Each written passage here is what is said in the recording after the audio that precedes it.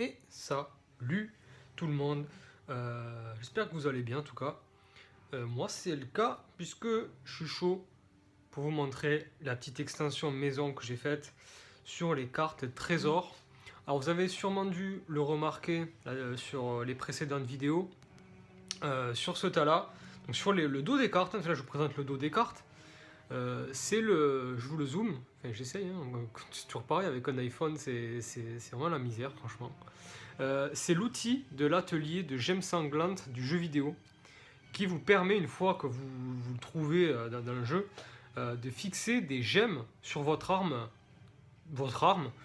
la rendant plus ou moins fort, enfin qui apporte en quelque sorte des bonus, des attributs particuliers en fait. Donc je me suis dit pourquoi pas le faire pour Bloodborne, le jeu de plateau, et je vais vous montrer un petit peu comment j'ai fait. Donc c'est en quelque sorte les gemmes, pour ceux qui connaissent déjà, j'ai intégré des gemmes au jeu. Donc j'ai fait précédemment les cartes Teine Sanglante Ésotérisme, donc là qui sont directement intégrées au paquet de cartes amélioration. Celles-ci, ce sont des cartes trésors qui sont sur le côté, comme ça, au côté du plateau. Alors c'est mieux si j'ai le petit, voilà, je cherchais le petit, la petite boîte d'armes, des plateaux d'armes. Voilà, je vous les sors de suite.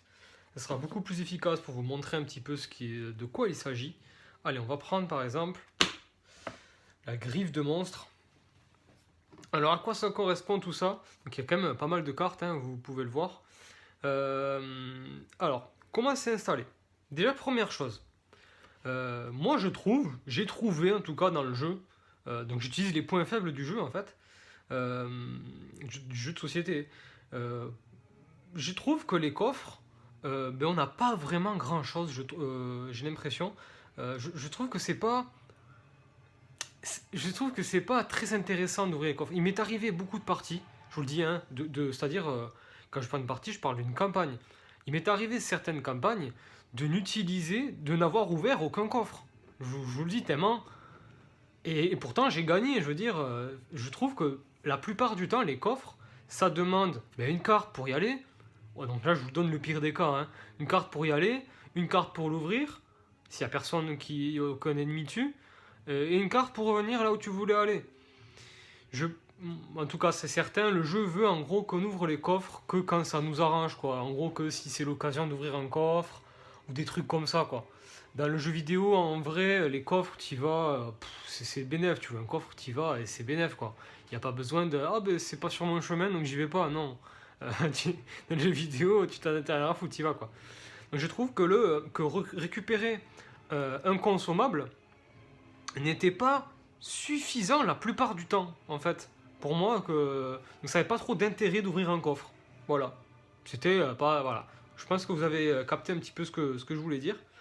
Donc je me suis dit, pourquoi pas, en plus d'un consommable, récupérer une carte trésor. Alors bien évidemment, j'ai fait pas mal de parties avec. Ça crée en gros, ça crée un petit bonus de plus quoi quand on ouvre un coffre. Hein, c'est quand on ouvre un coffre. Donc du coup, alors c'est compliqué de vous présenter, donc voici comment c'est foutu. Alors c'est créé un petit, ça peut être sombre aussi, je sais pas. En tout cas, voilà, ce sont les gemmes du jeu. Je vais couper la moitié, hop. Ce sont les gemmes du jeu. Voilà, vous avez là. Donc il y en a certaines par contre je les ai renommées parce que c'est assez complexe dans le jeu vidéo. Les noms des gemmes sont des fois il y a 4 mots dedans, c'est impossible à truc.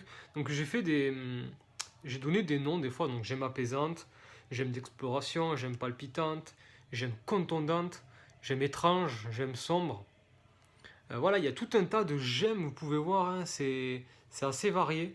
Gemmes carbonisées. Alors j'ai mis aussi des outils de chasseur du DLC du jeu vidéo, qui n'y sont pas, le sifflet des Madaras, gemme apaisante. Voilà, je vais pas vraiment toutes vous les montrer. Donc il y a de tout, la plupart ce sont des gemmes qu'il y a dedans, et certains ce sont des outils de chasseur. Par exemple là vous pouvez tout d'un coup trouver, je sais pas il est par là, voilà, vous pouvez trouver tout d'un coup un consommable qui n'est pas une gemme, qui n'est pas une gemme, Donc en bas, il y a marqué le type de carte, hein. Donc c'est aussi un consommable, c'est le Molotov à retardement. Et là, c'est marqué tour de chasseur, ça explique ce que fait la carte. Donc des fois, vous pouvez trouver là-dedans des consommables, ce que je viens de dire. Il y a des outils de chasseur et certaines armes à feu. Donc j'ai intégré aussi quelques armes à feu que j'ai faites moi. Elles sont là-bas, j'ai pas le temps de vous les montrer, mais en tout cas, voilà. C'est vite fait pour vous dire ce qu'il y a aussi avec ces gemmes, mais la plupart du temps, ce sont des gemmes. Alors quel est leur intérêt en fait? Et bien comme dans le jeu vidéo, leur but, en gros, dans le jeu vidéo, on peut associer une gemme à notre arme, donc à notre plateau d'armes. Qui fait que ça va ajouter des bonus et certaines fois des malus. Là par exemple, cette gemme là, la gemme apaisante, qui est une gemme plutôt pas super puissante, une fois que vous la recevez, vous pouvez la placer sur votre plateau d'armes, un petit peu comme le fragment de... Là, en ce moment je suis sur Dark Souls, donc je confonds les deux. Le fragment de pierre de sang. Donc il y a le fragment de pierre de sang, je crois, dans Bloodborne, qui marche un petit peu pareil. Ben c'est ça, c'est ce truc là, c'est le fragment de pierre de sang, et qui vous dit en gros, vous le placez sur votre plateau d'armes, et ça vous fait +1 quand vous attaquez dessus. On est d'accord? Quand vous placerez, je sais pas moi, une carte tacle ici, votre attaque fera +1 dégât. Moi ce que je fais, c'est que par exemple quand j'attaque, oui vous y voyez à peu près, je la place comme ça pour bien dire qu'il y a quand même le truc dessous, et pour se rappeler de l'effet. Donc voilà, donc ça joue un petit peu le même rôle que cet outil de chasseur qui se trouve déjà dans la boîte. Donc les gemmes sont à placer sur votre plateau d'armes, et vous ne pouvez avoir qu'une seule gemme. C'est moi en tout cas ce que je me suis mis comme règle. On peut avoir qu'une seule gemme par arme, sinon ça devient un petit peu la foire. Et une fois qu'on attaque dessus, ben on va appliquer les effets. Donc si on joue une carte sur cet emplacement, on va, sur ce slot, on va appliquer les effets indiqués. Là, ça nous dit quoi? Piocher 1. Donc du coup, on va pouvoir piocher une carte, comme si c'était une carte vitalité. Mais derrière, ça nous met dégâts -1. Donc au-dessus de la barre, vous la voyez, il y a le bonus, et en bas, il y a le malus. Un petit peu comme dans le jeu, les gemmes vont apporter un bonus, et la plupart du temps, elles vont quand même réduire certains dégâts face à certains monstres, certains dégâts, ou des fois ça va vous mettre un petit peu en pinaille sur certains aspects. Et par exemple, une autre. Moi j'ai gardé les mêmes mots que la version anglaise, hein, la stagger. Voilà, par exemple celle-là, la gemme radiale. Gemme radiale. Elle va vous dire, je vais essayer, là, je vous promets rien. Je vous promets rien du tout. Là, c'est tout ce que je peux faire. Voilà. Donc, bloque 1 dégât. Donc, c'est-à-dire que quand vous attaquez sur ça, ben, ça va bloquer un dégât. Par contre, derrière, vous avez -1 de rapidité et -1 de dégâts. Donc, vous, avant de l'associer à votre arme, eh ben, l'idée, ça va être de la mettre sur un endroit qui fait quand même assez de dégâts, mais qui en fait pas beaucoup. Par exemple, si je la mets ici, ma gemme radiale, donc du coup, mon attaque, c'est un slash. Par exemple, si je fais, allez, on va prendre une carte au hasard, celle-là, ça va faire une attaque lente de 1 dégât. Une attaque donc du coup de 1 de rapidité, 1 de dégât. Par contre, sur l'attaque, je vais bloquer 1. Ça, c'est vraiment quand, si je la mets là, c'est que je me dis, bon, par contre, là, je suis un petit peu en galère en ce moment. Je vais éviter de me faire tuer. Même si je fais pas beaucoup de dégâts, mon but, c'est de pas me faire tuer. Donc, pourquoi pas la placer ici. Donc là, pareil, c'est des petites gemmes. Il y en a d'un peu plus fortes qui, en fait, modifient. Elles sont pas là pour améliorer clairement votre arme. Mais en soi, c'est un bonus parce que ça quand même vous propose un compromis. Et vaut mieux avoir un compromis de proposer que rien du tout dans le jeu. Donc des fois, ça peut être vraiment, être efficace. Je n'ai plus. Où c'est qu'il y en a une forte par là? Où c'est qu'il y en a une forte?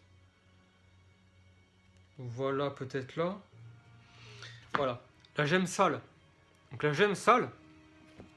Allez, on remet une dose. Tac. C'est +1 dégât sur un kill, donc c'est abattage. +1 écho de sang. Et par contre, on ne peut pas esquiver. C'est esquive -1, ça veut dire qu'on ne peut pas esquiver. Donc je la mets ici. Lorsque je joue ma carte, je vais faire plus 1 de dégâts, donc je vais avoir 2 de rapidité. Je vais avoir 2 dégâts, mais comme ma carte me réduit m'augmente 1 dégât, pardon, je vais faire une attaque de 2 de rapidité et de 3 dégâts. Si je tue l'ennemi, j'ai un écho de 100 en plus. Par contre, dans cette attaque, je n'ai pas le droit d'esquiver. Impossible d'esquiver de n'importe quelle manière. Donc voilà un petit peu l'intérêt de ces gemmes. Il y en a plein, je ne vais pas toutes vous les sortir. Hein. Il y en a un paquet. Vous pouvez voir ça, il y en a vraiment un gros paquet. Gemmes lourdes, voilà. Je vous la montre vite fait. Plus 3 dégâts. Par contre, tu as moins 2 de rapidité et tu te manges déséquilibrement. Voilà, tu te manges déséquilibrement. Étourdissement, dans ce jeu, c'est ça. Donc tu te manges quand même étourdissement et moins 2 de rapidité. Donc ça peut être un petit peu... c'est-à-dire qu'il faut que tu balances une carte pour pouvoir attaquer sur cet emplacement. Voilà, mais par contre ça fait très gros dégâts et elle fait partie des gemmes les plus fortes et qui sont du coup rares, quoi. Voilà, bon, mais je vais... il y en a tellement en vrai, il y en a vraiment beaucoup. Il y en a plein des intéressants, des fois il y a des petits pouvoirs, toute résistance. Voilà, ça résiste à étourdissement, déséquilibrement, poison, folie. La gemme nourrissante elle est vraiment pas mal. Et par contre, on n'a pas le droit de piocher une carte pendant ce tour. Donc on peut pas jouer de vitalité en général.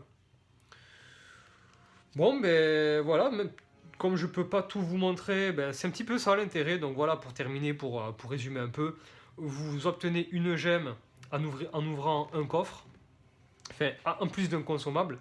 Vous la placez comme ceci, ou là où vous voulez. Quand vous retournez votre plateau, ben, vous la replacez où vous voulez. Lorsque vous en avez une autre, vous pouvez décider de remplacer celle que vous avez déjà, parce que je sais pas, elle est mieux, ou elle est mieux pour le moment, là, pour le chapitre actuel. Et celle-là, vous la replacez au rêve du chasseur. Et quand vous jouez à plusieurs chasseurs, eh bien, les autres chasseurs peuvent profiter en fait des gemmes que vous ramassez. Un petit peu comme dans le jeu vidéo. Voilà l'intérêt des cartes trésors. J'ai appelé ça les cartes trésors. Et le bon vieil outil de l'atelier de gemmes sanglantes qui est ici. Très représentatif un petit peu du concept.